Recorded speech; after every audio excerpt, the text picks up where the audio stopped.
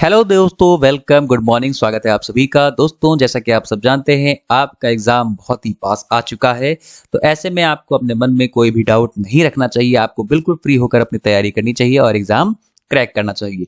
मैं लगातार दिख रहा हूँ कुछ बच्चों के मन में दो सवालों को लेकर बहुत सारे डाउट हैं, और अगर ऐसा डाउट लेकर आप एग्जाम हॉल तक पहुंचेंगे तो आपको निराशा हाथ लग सकती है। इसीलिए पहले उसे दूर करना बहुत जरूरी है। तो आज की वीडियो में उसी सवालों पर बात करने वाले हैं। अगर आप चैनल पर पहली बार हैं तो चैनल को सब्सक्राइब जरूर कर लीजिएगा, और अगर आपके मन में भी कोई क्वेश्चन है तो कमेंट में उसे जरूर लिख दीजिएगा। आपका भाई उसे जरूर सॉल्व करेगा। आइए स्टार्ट करते हैं। तो यहाँ पर बात करेंगे सबसे पहले सवाल की। सबसे पहला सवाल बच्चों के मन में ये है कि सर, हमारे फोटो पर डेट नहीं है, क्या हमारा फॉर्म रिजेक्ट हो जाएगा? तो ये एक बहुत बड़ा प्रश्न है, क्योंकि अभी तक 2021 तक आपने जो भी फॉर्म भरे हैं एसएससी के, तो नोटिफिकेशन में ये बात स्पष्ट रूप से लिखी रहती थी कि आपका जो फोटो होना चाहिए वो 3 मंथ पहले का होना चाहिए।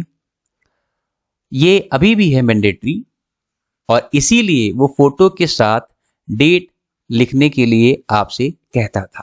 लेकिन इस बार के नोटिफिकेशन में ऐसा कुछ भी मेंशन नहीं है, और वो बिना डेट के भी आपकी फोटो ले लेता है। तो अगर आपने अपने फोटो पर डेट नहीं भी लिखाई है तो कोई दिक्कत नहीं है, पर कोशिश करिए कि वो 3 मंथ से ज्यादा पुरानी ना हो। इतनी जरूर होनी चाहिए कि आपको देखकर, आपकी फोटो को देखकर आराम से एग्जामिनर उसे मैच कर सके।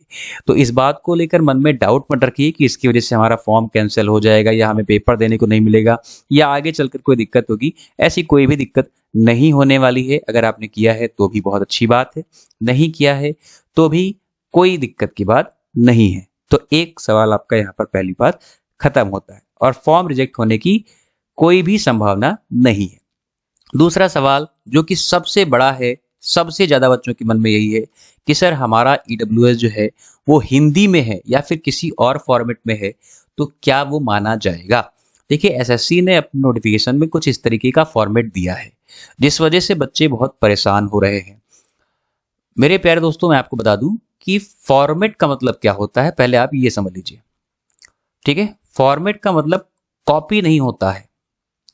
ठीक है, उसने लिखा है कि ये फॉर्मेट होना चाहिए, ये नहीं लिखा है कि मस्ट बी इन इंग्लिश और हिंदी या और किसी और भाषा। ऐसा कुछ नहीं है। आपकी स्टेट गवर्नमेंट जिस भी भाषा में बना रही है, आप उस भाषा का लगा सकते हैं। फॉर्मेट का मतलब ये है कि जो चीजें इसमें लिखी हैं वो होनी चाहिए।